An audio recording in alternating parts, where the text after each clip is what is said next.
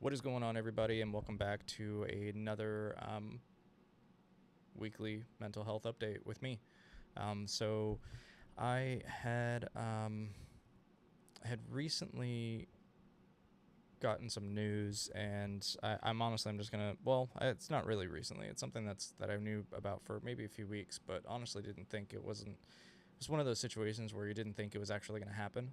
Um, so I had recently talked to my brother, and I'm not gonna say names, obviously, but I had talked to my brother, and he's gonna be moving out to Texas.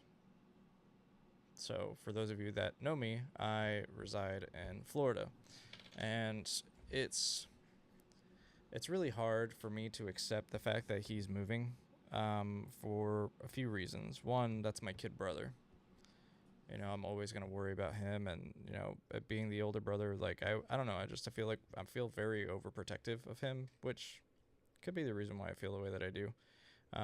But I he had mentioned to me that he has an opportunity to get into an apartment. It'd be a 3 bedroom apartment where I think it was a 3 bedroom. Yeah, 3 bedroom. So it would be him, his wife, and his 3 kids. Now, I I have an issue with it for several things. The first reason is my brother has not always made the smartest decisions, and he's always struggled in life, which, granted, I never always made the smartest decisions either. In fact, I did a lot of really dumb shit growing up. But the thing about me is that me and my other brother, we were always survivors. Like, we always did whatever we had to do to make it and get our shit straight and whatever it was, that we had going. But my brother, um, my the one that's moving, is not like that. He, I don't think the kid has very much survival instincts at all. To be honest, he his living situation isn't all that great right now, which I totally understand. Wanting a change of venue and starting fresh, but I feel like he's doing it the wrong way. So you guys can kind of have an idea. He's got 3 kids. His wife recently just started to work. Prior to that, she did not work at all for many years, at least from what I know. And he's always been the one holding down the fort. So he comes home, or he goes to work kind of later in the afternoon or mid morning, and doesn't get home until late. Takes care of the kids, takes care of his wife, cooks, cleans, and does the things that he has to do to try to make it. So he struggles. He has very little support, and I think that's probably what is bothering me the most out of this whole situation. So the fact that he's not going to have any support at all, which I mean could be, it's a double-edged sword. So in one sense, he goes to Texas, and then he kind of learns to kind of make it. But if he doesn't make it, he doesn't have me. He doesn't have our mom, or anybody around there that can help him. He's got friends, but for anybody that has it's really hard to find true friends. Like to where they would take the shirt off your back or their back to clothe you. So I'm very skeptical about it, because my brother always didn't really have a really good knit of friends or choices of friends. Um, so it's difficult. I'm having a really hard time. I've been bitching at my mom about it, and I even tried to let him know, like, you don't have anything lined up, like, aside from the apartment that you guys had signed a lease for. So he got about 10 grand from income tax, whatever. So he's got no car. His insurance, because, well, okay, so he has a car, but he blew the engine. He never got it picked up by like a junkyard or anything like that. It's still a paperweight in his parking spot. So the the issue is it's technically still registered. The car's insurance elapsed, so he's going to be penalized for that. He's going to need to get a car. He's going to get insurance. His license is suspended. He's going to have to renew that, and then he's going to have to move. And he already said that he's not taking any furniture, so then he has to buy furniture when he moves. So I'm like, bro, like I don't think you realize that 10 grand is not going to get you a lot. And then on top of that, he has a very, very limited to no knowledge of cars at all. So he tells me that he gets this he's seen this Mazda 5, which is like a mini minivan. It's kind of weird. I don't know what Mazda was thinking, but they have that car, and I told him, I said, bro, I said, don't get that. I said, especially around this year, 2010, 2013, 14. I said, because they had known transmission issues. And the way that I actually presented it was, I was like, bro, why would you even get that? He's like, it's $1,500 for a 2010. And I was like, that car is a piece of shit. He goes, well, what's a piece of shit about it? And I said, all of it. Like, it's just not a great car. And I said, you're going to have transmission issues with that car. I don't think they should get it because, on your way to Texas, it's going to eventually die out on you. So he, a couple, I would say like a week and a half maybe passes by.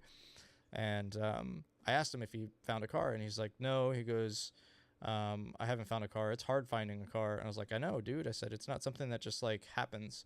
So he tells me that he's waiting on a part for the Mazda. And I was like, wait a minute. I was like, the Mazda that you said that you were like really like fixated on, like that Mazda, the Mazda 5? And he's like, yeah. I was like, what fucking part are you waiting on, dude? Like, why are you waiting? And he says, oh, well, because the guy says that, it was just one thing that needed to be replaced and then it was going to be fine. And I said, what is it? And he said that it was a sensor for the transmission. And I instantly started laughing. And I was like, bro, I said, this is what I'm talking about. I said, you're buying other people's problems when you're buying a used car, which it's going to happen no matter how much money you spend on a used car, unless you get a new car. So I told him, I said, dude, I said, I've been telling you from the very beginning. I said, get a Honda, get a Toyota, like somewhere in that line that you can, it's relatively inexpensive to fix, and they have very little problems, depending on which Honda and Toyota, of course, you get. So he says, well, what should I get? And I said, dude, honestly, if you're looking for a van, I said, the Honda Odyssey is really good. I said, and then you also have the Toyota Sienna, like that one is beast. So he goes and he starts looking on Facebook Marketplace while I'm on the phone with him, and he's like, oh, I found one for $1,500. I was like, what? And I was like, bro, like, why are you being so cheap? I was like, I told you. I was like, I said, you're gonna at least spend $4,000 or more on a car, easy. And I told him, I said, don't get that Honda Odyssey, because it was I think it was a 2018. It had like 100,000+ miles on it, and they only wanted 15. It didn't even say that it was 1,500 down. It was 1,500. So I was like, that to me tells me that the car's not running or something's really, really wrong. So he then finds a Toyota Sienna, a white Toyota Sienna. It's got 104,000 miles on it, and he's got it says 1,500 down. I said, okay, that's not bad. So I used to work for a dealership. So with the dealership, every car has like their 100,000 miles scheduled maintenance. So in most cases, that's doing like spark plug, valve adjustment, valve cover gasket, doing timing belt if it has one, timing belt tensioner, water pump, coolant flush, oil change, like the works, right? So he's like, oh, okay. Well, he goes, well, how much is that? And I said, it depends. I was like, I don't know if it's a 4-cylinder or 6-cylinder motor. I said, if it's a 6-cylinder motor, I said that can run anywhere between $1,200 to $1,500 for just the spark plug and valve adjustment with a new valve cover gasket. Then you also have the timing belt that you have to do, which can be anywhere at $2,000 and up. I said, so you're right there. You're already at $3,500. Then the cost of the car, which is $1,500 down, and that's if you get it for $1,500 down. And yeah, dude, like you're already blowing through your money. So then he has to go buy furniture for his rooms, for his kids' rooms. So beds, mattresses, couches, TVs, whatever. Like yeah, you don't necessarily really have to get a TV right away. And honestly, knowing him, he's probably going to get like a projector or something to put in the kids' rooms, which is fine. But still, that still costs money. So I mean, you're in it for maybe I would say between the drive, buying all the shit that you need, you're probably close to like 8 or 9 grand at the end of the day. So it leaves you with $1,000 to $2,000 left. I don't know about you, but if I'm going to a state where I have absolutely no one to rely on, like no one to rely on, I would definitely want more of a cushion than $1,000 to $2,000. And the thing was, is it's like I guess me being how I am, and with him, I normally I don't talk to him really nice, but this time I really did, and I just let him know, like, dude, this isn't smart. Like, you're rushing, and I don't know why you're rushing. I don't. And for those of you that don't know our history, we lost our dad and our brother. My dad passed away of colon cancer, and my brother passed away in a car accident. Um, and then we also lost my cousin from a heart attack. So it's like we had quite a bit of loss here, in the areas that we were at. And I guess maybe just Florida reminds them too much of that. But the thing is like you can do a change where you live, and then make a better situation happen. Like force a good situation. The place that he's at currently is not a great area for starters, and it's his living situation is just terrible right now. But um, yeah, I told him, I was like, dude, just sit for a year here. Like, that money that you have, get your car, get it fixed, get it tuned up to where like it needs to be. Make sure that there's good tires, fluids are changed, like all of that. And then, give it a year, take that time and save up the money. He goes, and I told him, I said, if you save up your money now and then you get income tax, I said, there's no reason why you can't have like 15 grand just sitting there in the bank. Like, this is including income tax. So like if you save $5,000 for from now up until next year income tax, that's 15 grand. Now you already have your car, you already have everything up to date. You can buy all the furniture and everything right away, and groceries and everything just loaded up in your house, and you won't even have to worry about anything. Like, I just I think it's a bad move, and honestly I would really like y'all's opinion on this, because this is like, dude, this is killing me. I just feel like, and it's like taking everything in me to not call him a fucking idiot. And I don't want to do that. I don't want to do that to him. I don't want to belittle him or anything. I'm just really trying to I'm trying to give him, I don't know, man. I honestly I really don't know. This is one of those situations where I'm just like, fuck. Like, this really sucks. And I wish my dad was here to talk about it, but honestly, I feel like I would still be in the same boat even if he did talk to me about it, because he's gonna tell me, he goes, your brother's being stupid. Let him do it. Just let him do it. He goes, but then he's gonna tell me to be there for my brother if he falls, which I I'm one of those people that it's like, if you ask me for advice and then I give you the advice and you still don't take my advice and it blows up in your face, consequences. Like, that's the way that I look at it. And it's just, he's just going to have to live with it, dude. Because I'm telling you this right now. I'm not driving my ass all the way to Texas to come save your ass. Just not happening. I'm sorry. Like, I already have an issue with driving long distances in the car to then drive to another fucking state entirely so I can pick up your dumbass. Like, no. And call it selfish, call me a dick, whatever. But you knew what it was when you did it. Period. Like, you knew what it was. So, but that's that with my brother. I'm not gonna keep ranting on that. But yeah. Other than that, I mean, everything else has been pretty good. I've got a psychiatry appointment on the 1st, which is here in the next week or so. So I'm excited for that. They prescribed me medication the last time that I was there. It was mirtazapine to help me sleep.